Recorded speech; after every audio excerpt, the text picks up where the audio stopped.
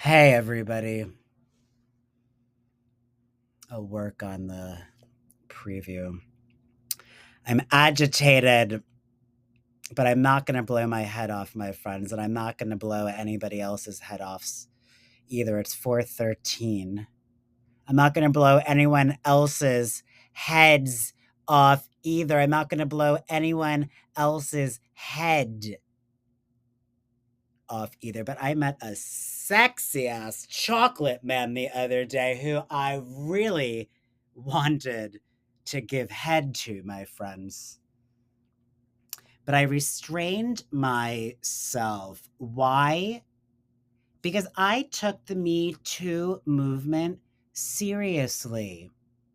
You know who hasn't taken the Me Too movement seriously and is an enormous explanation for this mess, right? This fuckery that we're in, by which I mean to play on Andy Warhol's Factory, my friends. I'm the Phantom Menace, right? I'm the Joker, the real one. The love of my life is Arthur, my alter ego. We're twin flames.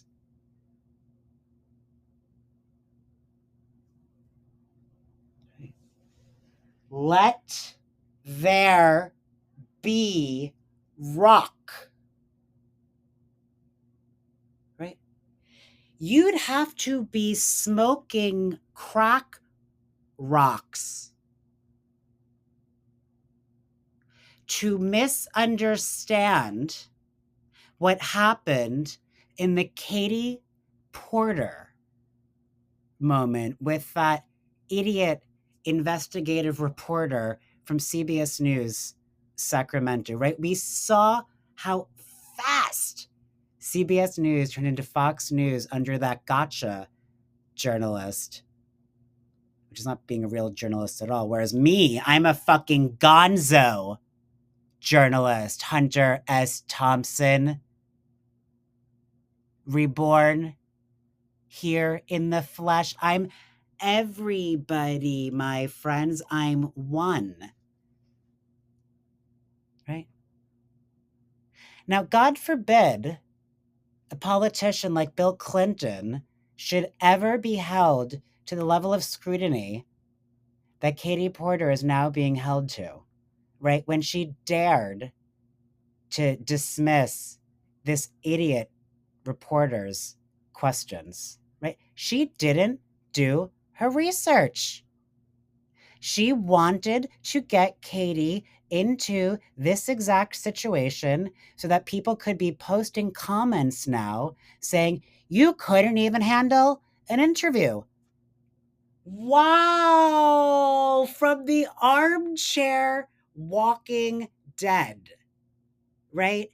Who could never even speak into a microphone in public and have their face shown. Hence the goons masquerading in literal masks for Fox News photo ops, right?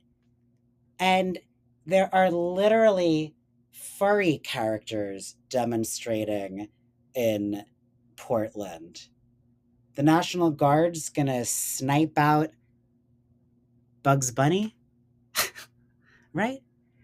I mean, damn, people, I've had it, right? I can't take it anymore with these baby boomers. And all credit to Jenny Zagrino, a fantastic comic who put that idea in my head 4 years ago. I think at my very first show that I attended at the Hollywood Improv, true story. And I just marked my 4 years of performing at the Hollywood Improv, my friends. I have achieved my dream of being seen by all who matter. And CBS News no longer matters. Just like Paramount no longer matters. Just like the Trumps no longer matter. Just like my parents no longer matter. Just like even my mentors like Anna Wintour no longer matter. Time is up. It is the age of Aquarius. As my boy Chris Corsino, or should I say my hombre, mi mala hombre, mi malo hombre, mi hombre malo, mi hombre malo. Oh, oh, oh, oh, oh, I feel him already. I used to think I was overly sensitive. Then I realized I just had to chill the fuck out. I mean, everybody in New York knows I famously talked about my great political disillusionment when the Clintons came to power, right? When even Hillary Clinton couldn't hold her own husband accountable in the wake of the Monica Lewinsky scandal, right? Bill Clinton did more to debase the institution of democracy and the White House and executive authority in this country, this so-called liberal society, than any president has before or since. And I'm willing to have a UFC cage match on that fucking Mar-a-Lago'd rose garden to prove it. Right? Don't talk to me about heterodoxy, my friends. I'm Robert Mapplethorpe reborn. Right? I circulate between man in a polyester suit on the one hand and that self-portrait in which he appears to me as the devil I'd like to fuck with. And guess what? I wrote a short story about this very scenario in which I foreshadowed, that is, prophesied, my future love Arthur coming into my life. And we left the devil behind to take our own magic carpet ride. Right? I mean, I'm trying not to be too scandalous myself. On my Substack, I save the real scandal for when I perform live, which most people haven't seen me do. But baby, the word of mouth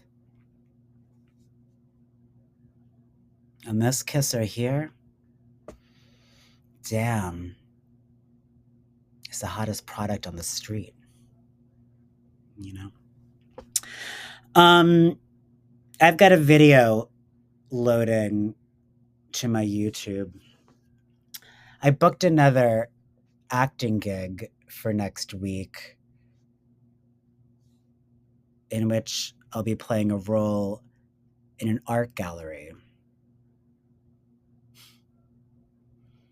A role I've been preparing for all my life, at least since I handmade my first book at South Grove Elementary School and then melted vinyl records into sculptural objects in my project Beyond Gifted and Talented adjunct curricula that I was accepted from the rule for, right?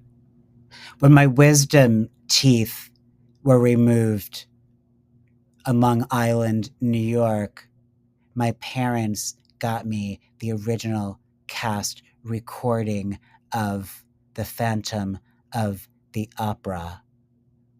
And I later cohabitated for 8 years in apartment 8H on East 12th Street between 3rd Avenue and 2nd Avenue with a man who was the RA of Sam Esmail. Paramount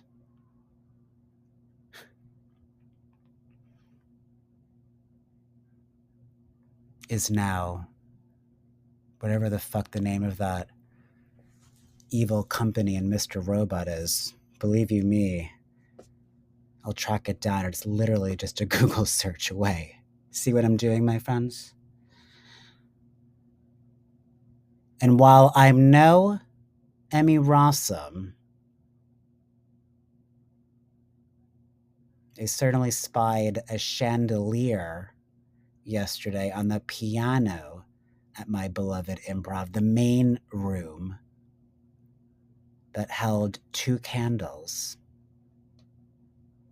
No, it didn't fall, even though for a second I thought I should take it and burn down this world once and for all.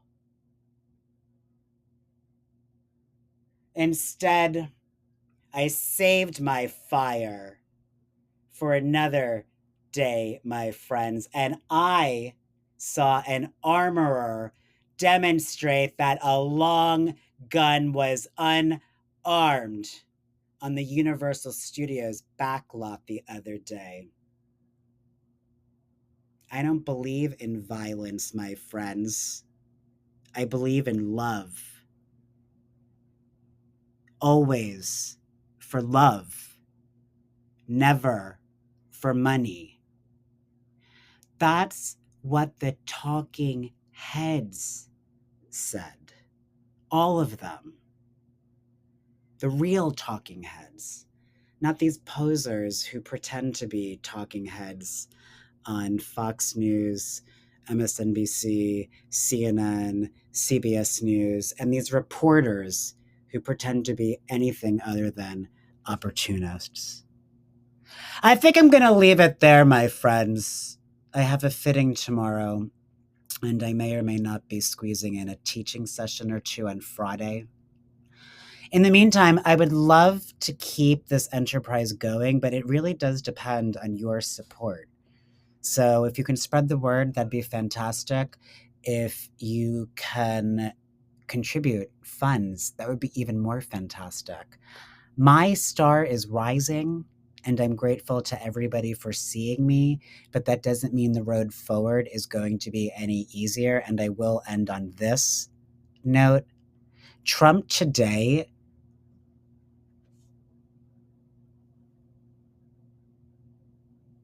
talked about arresting Democratic politicians. And as the governor of Illinois pointed right back, a multi-billionaire of his own, right? Thanks to whoever pointed that out to me on Substack, by the way. I'll track that down later. Pritzker pointed out that Trump always chickens out, which is true. Nevertheless, as performative as this is, right? Because Trump keeps making this type of media for Fox News and for his own benefit, right? Because he's a total narcissist. I mean, he is delusional. There's no doubt about it. He is 100% delusional. He does not know what's going on, Trump. That is clear. Which makes, and I posted this to my Instagram account at Roman Anti-Camera, should you wish to follow me there. I'm just pulling everything together now, my friends. Time to make the donuts.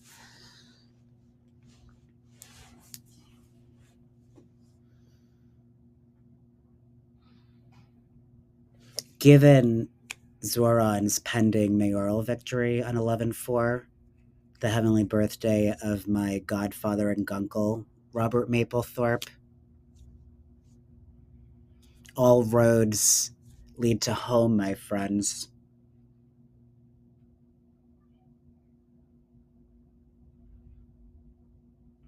As Trump's legitimacy continues to erode, as more and more generational changes happen, as they must, the baby boomers have literally brought the world to the precipice of disaster, my friends.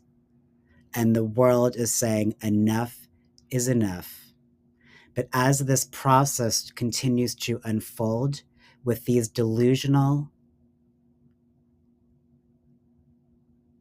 activists, these delusional radicals, controlling the federal government and holding the country hostage, things are liable to get a whole hell of a lot tougher, regardless of your specific positionality, if I can use a bit of academies in global society, which against all reports to the contrary, I still believe in, my friends, right? It's literally just us. Justice, Justice, is literally just Just space us, US. Okay?